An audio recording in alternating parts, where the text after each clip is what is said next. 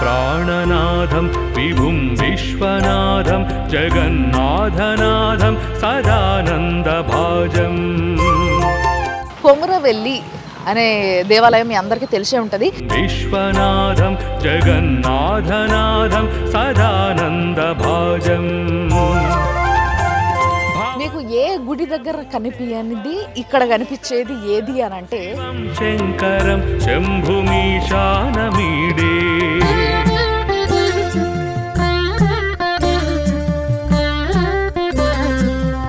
అసలు ఇసుక వస్తే రాలనంత జనం మీకు ఇడుంటారు అన్నట్టు. ఒకటే బోనాలు,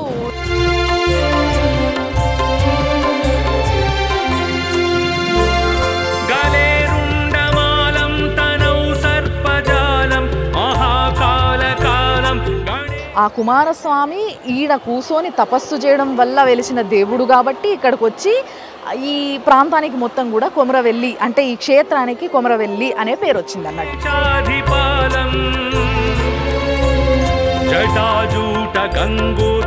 సుమన్ టీవీ ప్రేక్షకులకి నమస్తే. ముందుగాల మీ అందరికీ వందేళ్ల ఆలయం సనాతన వైభవానికి స్వాగతం. Sponsored by Sharma gold company. Suman టీవీలో మీ పర్సనల్ అండ్ బిజినెస్ ప్రమోషన్స్ కోసం కింది నెంబర్కి కాంటాక్ట్ చేయండి. అయితే ఈరోజు నేను మీ అందరికీ ఒక అద్భుతమైన దేవుడి లీల గురించి చెప్పేటందుకు వచ్చేసిన అన్నట్టు. ఎక్కడ తెలుసా? కొమురవెల్లి అనే దేవాలయం మీ అందరికీ తెలిసే ఉంటుంది. బట్ ఆ దేవుడి ఆ కొమురవెల్లి మల్లన్న యొక్క ఏదైతే విశిష్టత ఉందో ఆ విశిష్టత మొత్తం చెప్పబోతున్నా, ఆ గుడి చూపించబోతున్నా. అండ్ ఇంకోటి ఏంటంటే ప్రతి సంవత్సరము ఇక్కడ జనరల్గా శివరాత్రి దగ్గర నుంచి అంటే సంక్రాంతి దగ్గర నుంచి శివరాత్రి దాకా మస్తుగా బ్రహ్మోత్సవాలు అయితే అది ఉగాది వరకు కంటిన్యూ అవుతుంది. సో ఉగాది వరకు ఇంకా టైం ఉంది కాబట్టి ఫుల్గా జనాలు ఉన్నారు, మస్తు రద్దీ ఉన్నది, మస్తు కథ నడుస్తున్నది. మీకు మొత్తం గుడి గురించి అసలు ఇక్కడ ఏమేం చేస్తారు, ఇక్కడ పూజా విధానం ఏంది అన్ని ముచ్చట్లు చెప్తా వచ్చేసేయండి నాతో. నమః శివాయ నమః శివాయ నమః శివాయ ఓం సదాశివాయ సదాశివాయ సదాశివాయ ఓం మహేశ్వరాయ మహేశ్వరాయ మహేశ్వరాయ ఓం హరం హరాయ హరం హరాయ హరం హరాయ ఓం.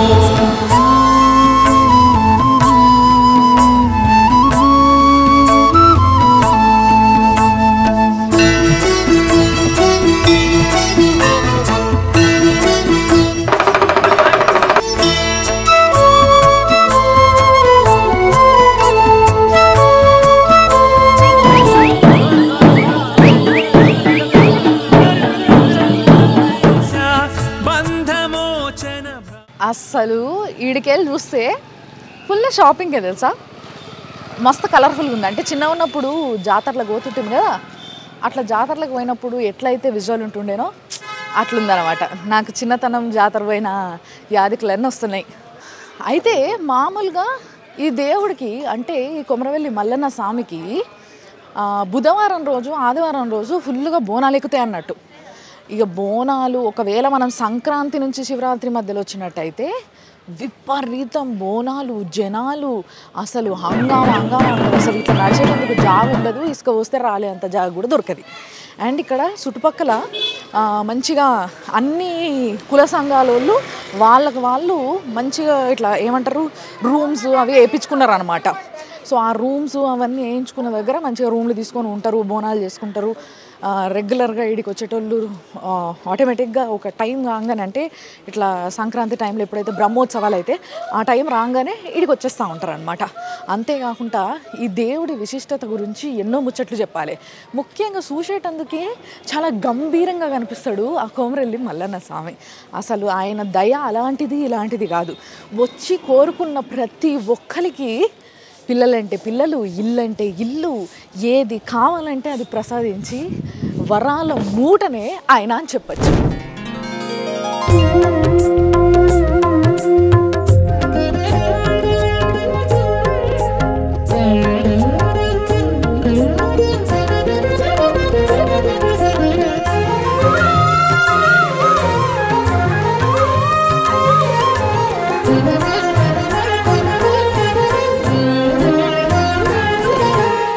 వీడికి వచ్చేటోళ్ళకి బోనాలు చేసుకునేటందుకు ఇంటికాడికి అన్ని మోసుకురావాల్సిన అవసరం లేదు. చూడండి, కావాలంటే ఇట్లా అల్యూమినియం కొనుక్కోవచ్చు, స్టీల్వి కొనుక్కోవచ్చు, లేదంటే కుండలు నల్లవి లేదంటే ఇట్లా బ్రౌన్వి ఏవి కావాలంటే అవి కొనుక్కోవచ్చు. మీకు ఒక మంచి కుండ చూపిస్తారండి. ఇట్లాంటి స్పెషల్లీ డిజైన్డ్ కుండలు ఎడ దొరకవు మనకి, ఖాళీ ఈడనే దొరుకుతాయి మన దగ్గర. మీరు గమనిస్తే ఎంత కావాలన్నా కూడా ఇట్లా దొరకదు. చూసిర్రా, మనం ఏం చేస్తాము, బోనం పైన అమ్మవారి ముఖం కానీ లేకపోతే అయ్యవారి ముఖం కానీ వేయాలంటే ఏదన్నా వెండితోనో అట్లాంటివి చేయించుకొని ఇట్లా ఫేస్ ఫిక్స్ చేస్తాం. కానీ వీళ్ళు ఇట్లా మట్టితోనే ఎంత మంచి కార్వింగ్ చేశారు చూడండి. మల్లన్న దేవుడి ఫేసు, అమ్మవారి ఫేసు వస్తుంది. ఇది అమ్మవారి ఫేస్ అన్నట్టు. సో ఇట్లా రకరకాల కుండలు ఇవైతే చూసిరు కదా. దీంతోపాటు ఇట్లా కట్టెలు కూడా పెడతారు. సో దట్ ఏంది అని అంటే పాపము నేను చెప్పినా కదా, బ్రహ్మోత్సవాల టైంలో అసలు రూములు దొరకవు, చాలామంది కష్టపడతారు. కానీ ఆ టైంలోనే వాళ్ళకి ఆచారం ఉంటుంది వచ్చి ఇక్కడ బోనం చేసేది.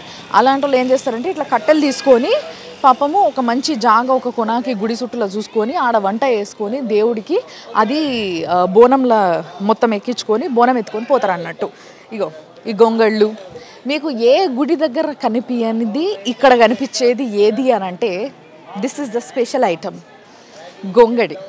ఎస్, మన తెలంగాణ సాంప్రదాయంలో అంటే ముఖ్యంగా మీకు అందరికీ తెలిసే ఉంటుంది, గొంగడి అనే సాంప్రదాయం, గొంగడి వేసుకునే సాంప్రదాయం కేవలం తెలంగాణలోనే ఉంటుంది. అండ్ అది కూడా ఏంది అని అంటే ఎవరైతే ఆవులు, బర్రెలు, గొర్రెలు వాళ్ళ కాపరు ఉంటారు అంటే యాదవులు, కురుమగొల్లలు వీళ్ళందరూ ఇది వేసుకోవడం అనేది మనకి ఫస్ట్ నుంచి కూడా మనకి తెలంగాణలో తెలిసిన ముచ్చట. అందుకోసమే అది ఇక్కడ చేస్తారు. దాంతో ఇక్కడ ఏం చేస్తారు, ఎందుకు ఈ గుడి దగ్గరనే ఈ గొంగడి కనిపిస్తుంది అనేది నేను క్లియర్గా చెప్తా. బట్ ఇప్పుడే కాదు, రండి. మామూలుగా సంవత్సరంలో ఏ టైంలో వచ్చినా పర్లేదు, కానీ ఒకవేళ మీరు రావాలనుకుంటే కొమ్రెల్లి మల్లన్న వైభవాన్ని చూడాలనుకుంటే ఈ సంక్రాంతి నుంచి వెళ్ళి ఉగాది మధ్యలో రావాలబ్బా.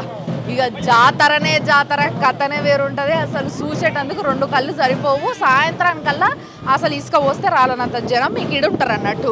ఒకటే బోనాలు, దర్శనాలు చేసుకునేటోళ్ళు దర్శనాలు.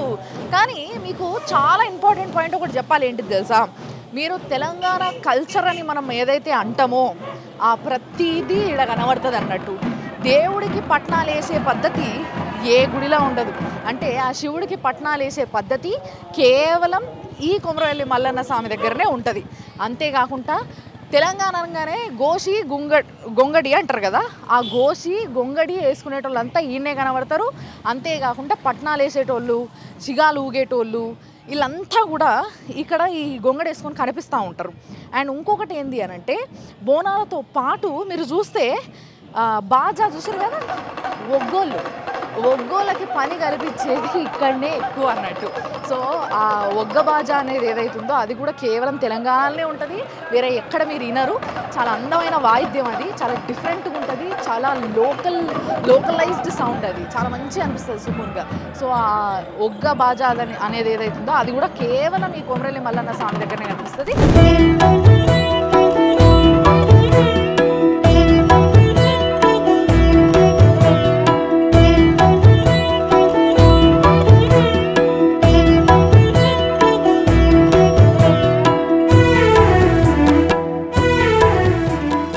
ఫస్ట్ ఇట్లా అని మొత్తం షాపులు చూసుకుంటే లోపలికి వచ్చినామా, రాగానే లెఫ్ట్ సైడ్లో ఒక గుడి ఉంటుంది మనకి. ఈ గుడి ఏంది అని అంటే ఆ మల్లన్న స్వామి రథం అన్నట్టు. ఎస్, అయితే మల్లన్న స్వామి ఫస్ట్ ఇక్కడికి వచ్చి ఇక్కడ ఈ వెనకాలనే పోలీస్ స్టేషన్ ఉంటుంది ఈ ఏరియాది. ఆ పోలీస్ స్టేషన్ పక్కకే మల్లన్న స్వామి పాదాలు ఉంటాయి. ఆడొక గుండులా ఉండేదట, అక్కడ నిలబడ్డాడంట. అంటే ఇక్కడ రథం పెట్టి ఫస్ట్ అక్కడ నిలబడ్డాడు, ఇక్కడ రథం పెట్టేసి ఆ మీద పోయి, అంటే గుడి ఇప్పుడు ఎక్కడైతే మనం పోయి మొక్కుకుంటామో నేను మీకు చూపించబోతున్నో ఆ మీదికి పోయి 2 గుట్టల మధ్యలో వెలిసిండు అన్నట్టు. అందుకోసమే ఈ రథాన్ని అట్లనే ఉంచి, అంటే ఆ చక్రాలు ఏవైతే ఉన్నాయో అవి పాతవి, అప్పటి చక్రాలు. అండ్ ఇదంతా కూడా కట్టడం తర్వాత ఆ రథాన్ని ఇట్లా కట్టుకున్నారు. అండ్ ఈ చెట్టు ఏదైతుందో చూసారు కదా ఎంత పెద్ద ఉందో, భారీగా అసలు ఈ కొన నుంచి ఆ కొన దాకా ఉన్నది. సో ఈ యాప చెట్టు అప్పటి నుంచి, అంటే ఆ మల్లన్న స్వామి ఈడికి వచ్చి రథం పెట్టినప్పటి నుంచి ఉందన్నమాట. బేసిక్గా మనం కూడా ఏదైనా బండి పెట్టాలంటే ఇట్లా చెట్టు నీడ చూసుకొని పెడతాం కదా, కాబట్టి అట్లనే ఆ స్వామి కూడా వచ్చి ఈ చెట్టు కింద ఈ రథం పెట్టుకొని ఈ నుంచి అలా గుట్ట మీదకి పోయిండు అనమాట. కాబట్టి ఈ రథంలో శివుడిని పెట్టి పూజ చేస్తున్నారు. అంతే కదా, కొమరవెల్లి మల్లన్న స్వామి అంటే శివుడే కదా, మల్లికార్జున స్వామి.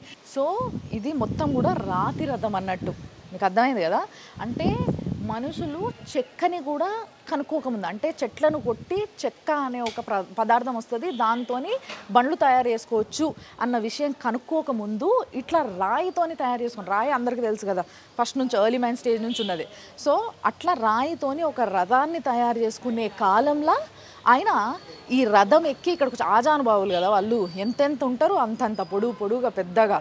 సో ఇట్లాంటి ఒక భారీ రథాన్ని ఆయన వాడేటోడు అనేది అదే తీసుకొచ్చి ఆ మల్లన్న స్వామి ఈడబెట్టి అటు మీదికి పోయిండు అనేది అందరూ చెప్పుకునేది అన్నట్టు. చూసారు కదా, ఒకసారి చక్రం చూపిస్తారా అంటే ఇటు ఇగో అది ఎంత చూడరు అసలు, రేంజ్ భారీ సర్కిల్ అన్నట్టు. అండ్ ఈ మధ్యలో ఇట్లా మంచిగా ఒక ఐరన్ది రాడ్ ఉంది, సో దట్ దానికి సపోర్టు. అండ్ అందరూ ఏం చేస్తారంటే దీన్ని కూడా పూజిస్తారు అన్నట్టు, మంచిగా పసుపు కుంకుమ బొట్లు పెట్టి అక్షంతలు వేసి మంచిగా అందరూ పూజలు చేస్తారు.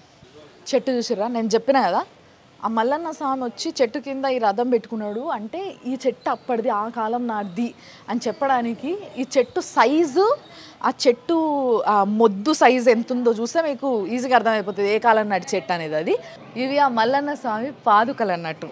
అయితే మామూలుగా చిన్నపిల్లలు పెద్దోళ్ళు వీళ్ళందరికీ ఏమన్నా దిష్టిలు లేకుంటే భయాలు ఏమన్నా దోషాలు ఇలాంటివి ఏమన్నా ఉంటే పోయేటందుకు అని చెప్పేసి మంచి ఇక్కడ పంతులు ఇవేవైతే పాదుకలు ఉన్నాయి ఈ పాదుకలతోని ఈపులో సరిసి అట్లా నెత్తి మీద పెడతాడు అన్నట్టు దీవెన. ఇక చూసారు కదా, ఇట్లానే ఈ అక్కలంతా బోనాలు ఎత్తుకొని పోతారు అన్నట్టు. అక్క ఎడికెళ్ళి వచ్చినావు నువ్వు? తొర్రూరుకి వెళ్ళి వచ్చినావు. మీరు అంతానా? అందరు ఒకటే ఊరోళ్ళ? అవునా, బాగా అలవాటు కదా మీకు బోనాలు ఇడికి వచ్చి చేసుడు రెగ్యులర్గా? సంవత్సరానికి పోసారా? ఎప్పుడు ఏ టైంలో చేస్తారు బోనం? శివరాత్రి ముందు, ఇప్పుడు నుండి ఉగాది దాకా, సంక్రాంతి కాడి నుంచి చెప్పిన నేను, సంక్రాంతి కాడి నుంచి ఉగాది దాకా మంచి బ్రహ్మోత్సవాలు జరుగుతుంటాయి. ఈ టైంలో వచ్చి ఇట్లా మంచిగా బోనాలు చేస్తారు అన్నట్టు. సో మరి ఇప్పుడు బోనం ఫస్ట్ ఇక్కడ రథం తానికి పోయి తర్వాత మీదికి పోతారా? తిరిగి మళ్ళీ గంగరేజ కిందికి పోతాం. ఓ అది సంగతి. చూసారు కదా, ఇట్లా ఇంకా చాలా మంది అక్కలు కనబడతారు అన్నట్టు మనకి పోతుంటే దారిలో. అల్లం కూడా చూపిస్తాం.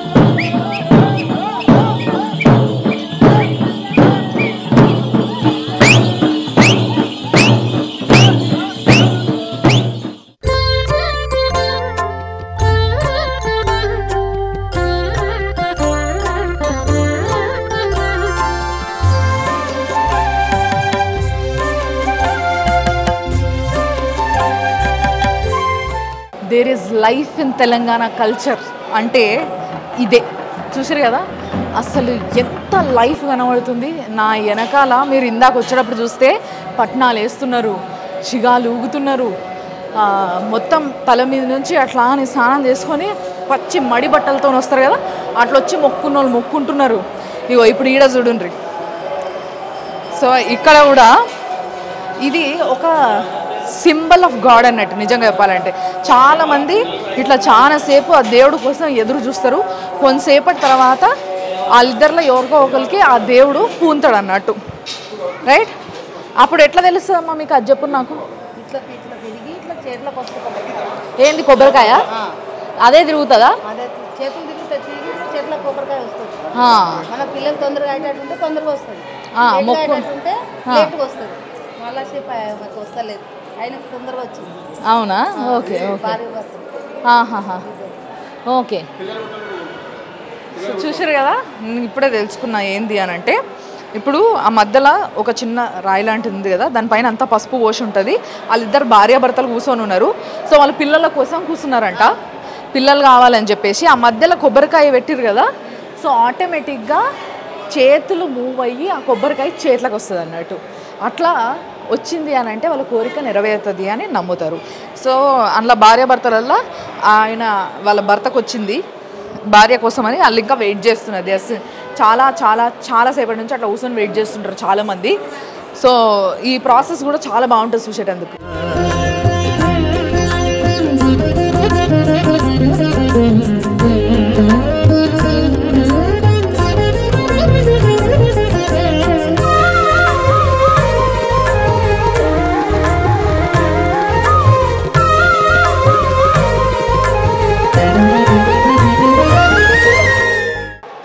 లోపల కూడా ఎంత కలర్ఫుల్గా ఉందంటే నిజంగా చెప్తున్నా కదా, ఇవి ఎప్పటి నుంచో ఉన్న బొమ్మలు మీకు ఇప్పుడు చూపిస్తా. శివుడు, అట్లనే కాలభైరవ స్వామి, వీరభద్ర స్వామి, అంటే మొత్తం శివుడు అనగానే మనకు గుర్తుకొచ్చే ఆయన ఫ్యామిలీ అంతా కూడా ఈడ బొమ్మలు ఉన్నాయి అన్నట్టు. సప్త ఋషులు వీళ్ళందరూ ఉన్నారు. ఒకసారి చూడండి మీరు కూడా.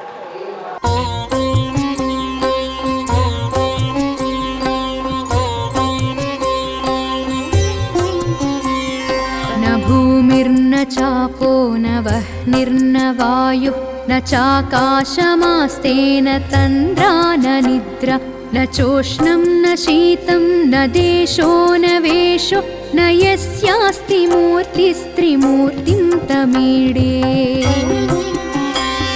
अजं शाश्वतं कारणं कारणानां शिवं केवलं भासकं भासकानां तुरीयं तमः पारमाद्यन्तहीनं प्रपद्ये परं पावनं दैत्यहीनम्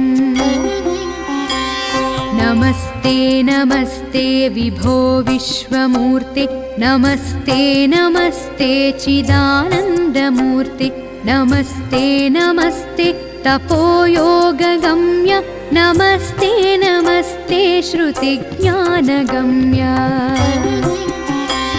प्रभो शूलपाणे विभो विश्वनाथ महादेव शंभो महे. ఇక్కడ ముఖ్య అర్చకులు అంటే ముఖ్యమైన పంతులు ఆంజనేయులు గారు ఉన్నారు అన్నట్టు. సార్ నమస్తే, బాగున్నారా? బాగున్నామా. సో మల్లన్న స్వామి గురించి ఎన్నో చెప్పుకుంటుంటారు. సో ఈడ బ్రహ్మోత్సవాలు ఎట్లా జరుగుతాయి, ఈ గుడి చరిత్ర ఏంటి అనేది నాకు చెప్పండి. ఓకే అమ్మా.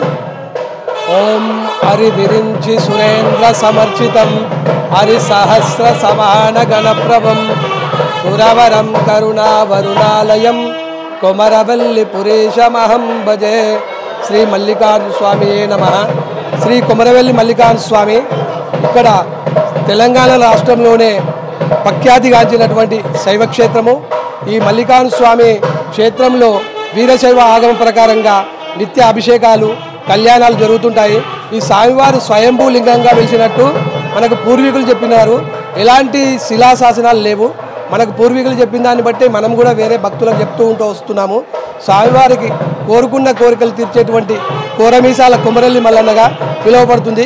ఇక్కడ ఎలాంటి కోరికలు కోరుకున్నా నెరవేరుతాయని భక్తుల నమ్మకం. దినదినాభివృద్ధి ప్రజలతోటి మన స్వామివారి దర్శనాలు పెరుగుతూ వస్తున్నాయి. స్వామివారి కోరుకున్న కోరికలు తీరుస్తున్నాడు కాబట్టి భక్తులు కూడా అలా పెరుగుతూ వస్తున్నారు. అయితే నేను ఇంతకుముందు తెలుసుకున్నది ఏంటంటే స్వామి, ఇక్కడ ఒక చెట్టు ఉంటుంది, ఆ చెట్టు చుట్టూ తిరిగితే పిల్లలు పుడతారు అని, లేకపోతే పెళ్ళిళ్ళు అవుతాయి అని చెప్పి ఇట్లా చాలా మంది అనుకుంటా ఉన్నారు. అది ఏం చెట్టు, దాని విశిష్టత ఏంది? ఇక్కడ స్వామివారి ముఖ మండపంకి ఎదురుగా గంగరేణి చెట్టుగా అది ఎప్పుడు స్వామివారి ఆలయం ఎక్కడైతే వెలిసిందో అప్పటి నుంచి కూడా ఆ చెట్టు పెరుగుతూనే వస్తుంది. స్వామివారి చెట్టు ఆకులు ఉంటాయి కదా, ఆ ఆకులను కూడా స్వామివారి దగ్గర నుంచి తీసుకెళ్ళి ఎలాంటి ఆరోగ్యరీత్యా బాగాలేకున్నా అది తీసుకుంటే ఔషధంగా తీసుకుంటారు. ఇక్కడ స్వామివారికి కల్పవృక్షంగా పిలువబడుతుంది అది గంగరేణి చెట్టు. ఆల్మోస్ట్ వాళ్ళు ప్రతి ఆదివారము 1,00,000 పైచిలకు స్వామివారిని దర్శించుకుంటారు. అదే ప్రత్యేక ధర్మదర్శనంలోనే ఒక 5 గంటలు 6 గంటలు సమయం పడుతుంది దర్శనానికి ఆదివారం. అది అర్థమైంది కదా. ఒక్క ఆదివారమే 1,00,000కు పైగా భక్తులు వస్తారంటే మీరు ఒకసారి ఇమాజిన్ చేసుకోవాలి. 12 వారాలు, దాంట్లో బుధవారాలు, ఆదివారాలు, మంగళవారాలు, ఇట్లా కొన్ని అంటే సండే రోజు వస్తే చాలా జనం ఉంటారని చెప్పి వీక్ డేస్ వచ్చేటోళ్ళు కూడా చాలా మంది ఉంటారు. ఈ లెక్కన దాదాపు 1 కోటి వరకు వస్తారా? 1 కోటికి మీద మొత్తం బ్రహ్మోత్సవాలు మూసే వరకు 1 కోటి దాటుతుంది మేడం. అది సో బ్రహ్మోత్సవాలు అయిపోయే లోపు 1 కోటికి మీదనే, అంటే ఒక కుంభమేళకు దాకా జనాలు వస్తారు చూసారా, అట్లా వస్తారు అన్నట్టు.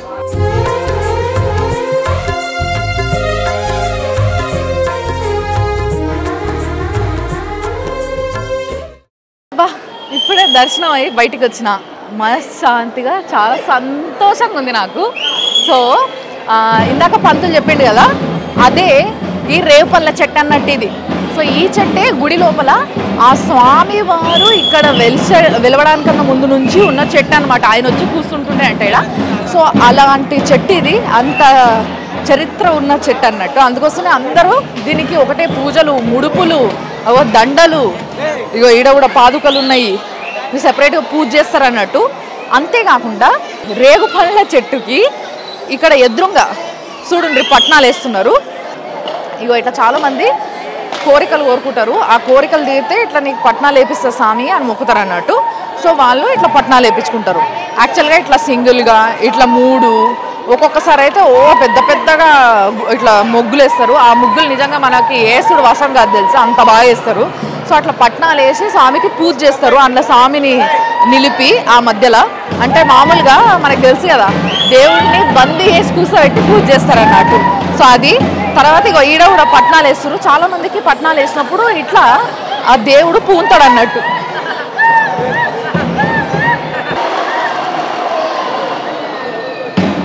చెప్పిన కదా నేను పోయేటప్పుడు ఈ గుడిలా తెలంగాణ యొక్క జీవిత విధానము ఒక లైఫ్ ఉన్నట్టు అనిపిస్తుంది అని. ఆ లైఫ్ని ఏడెల్లబడితే ఆడెల్లబడి చూసుకుంటూ పోతారు ఎవరైనా. అంటే అసలు ముందుకు అడుగు పడదన్నట్టు, నిలబడ్డ గాడి ఇట్లా చూసుకుంటే ఇట్లా బిత్తిరిపోతారు. అలాంటి మహిమ గల గుడే ఇది. అయితే జనాలు చాలా రద్దీ పెరుగుతున్న కొద్దీ ఇట్లా మండపము ఆ చుట్టూ, అంటే ఆ గుడి ఎక్కడైతే స్వామి వెలిసిండో 2 గుట్టల మధ్య ఆ చుట్టూ ఈ గుడిని ఇట్లా డెవలప్ చేసుకుంటూ వచ్చిర్రు. అయితే ఈ గుడి చరిత్రని, ఆ దేవుడు ఎట్లా వెలిసిండు, భార్యల పేరేంది, అసలు ఇదంతా ఏంటి అనే స్టోరీ నేను ఇప్పుడు చెప్తాను. అంటే దేవుడిని చూసిగా పర్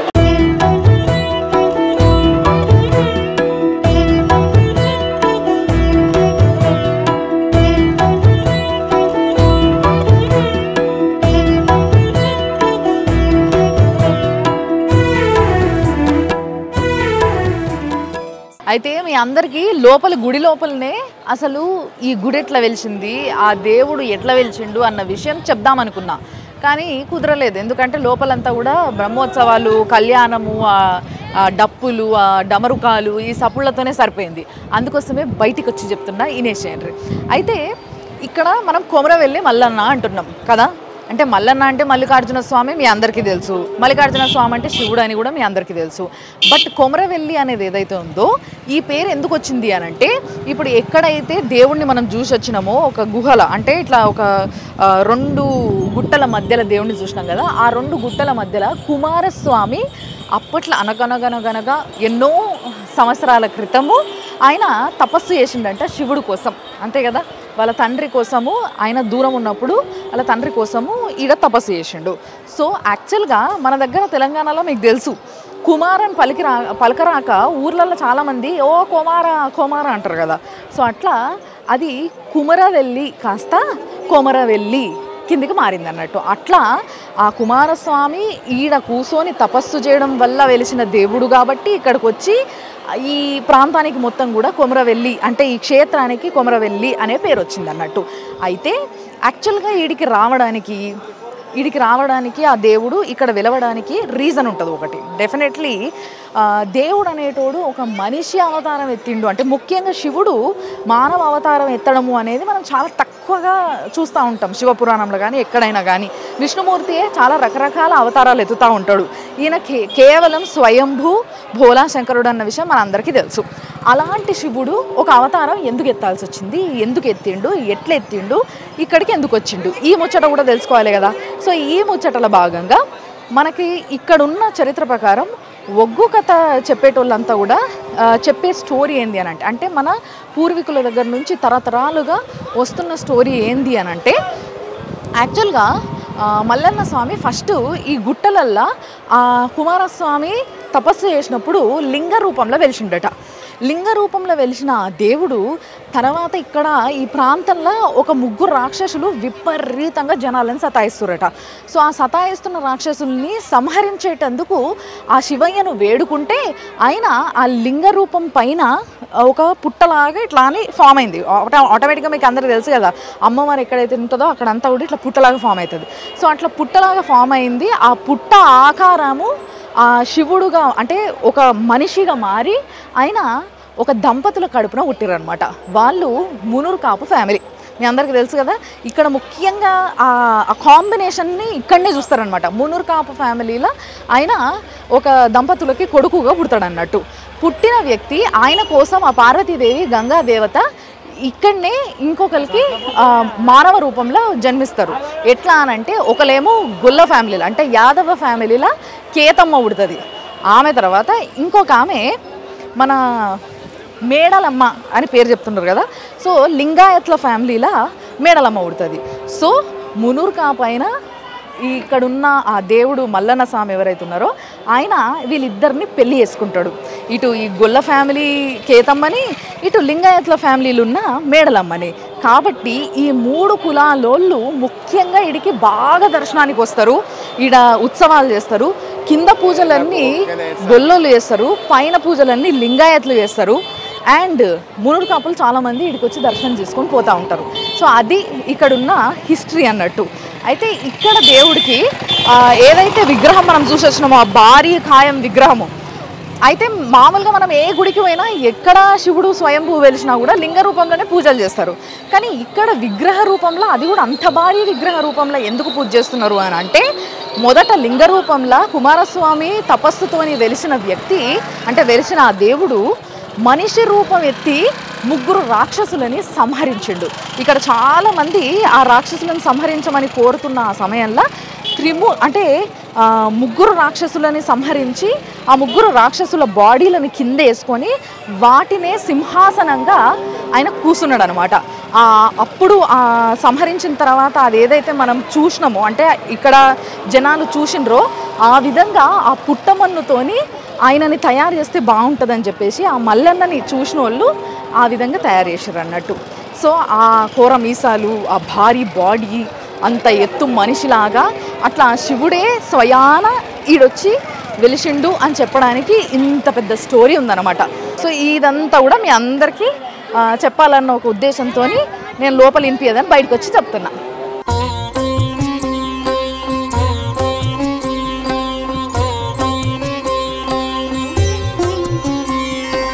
भूमिर्न चापो न वह्निर्न वायुः न चाकाशमास्तेन तन्द्रा न निद्रा न चोष्णं न शीतं न देशो न वेशो न यस्यास्ति मूर्तिस्त्रिमूर्तिं तमीडे अजं शाश्वतं कारणं कारणानां शिवं केवलं भासकं भासकानां तुरीयं तमः पारमाद्यन्तहीनं प्रपद्ये परं पावनं दैत्यहीनम् नमस्ते नमस्ते विभो विश्वमूर्ते नमस्ते नमस्ते चिदानन्दमूर्ते नमस्ते नमस्ते तपोयोगगम्य नमस्ते नमस्ते श्रुतिज्ञानगम्य प्रभो शूलपाणे विभो विश्वनाथ महादेव शम्भो महेश. చూసిండ్రు కదా, ఒక వైభవమైన గుడికి, ఎంతో చరిత్రగాంచిన గుడికి వచ్చినాము, దర్శనం చేసుకున్నాము, ఆ గుడి గురించి తెలుసుకున్నాము. ఇదే ఈ వారం 100 ఏళ్ల ఆలయం సనాతన వైభవం ఎపిసోడ్ అన్నట్టు, sponsored by Sharma gold company. Yes, మళ్ళొక వారం మళ్ళొక అద్భుతమైన గుడితోని అందమైన స్వామినో అమ్మవారినో దర్శనం చేసుకునేటందుకు కలుద్దాం. అప్పటి వరకు చూస్తూనే ఉండండి సుమన్ టీవీ. యాంకర్స్ డ్రెస్ కటసి sari house, OU colony, Shaikpet, Hyderabad.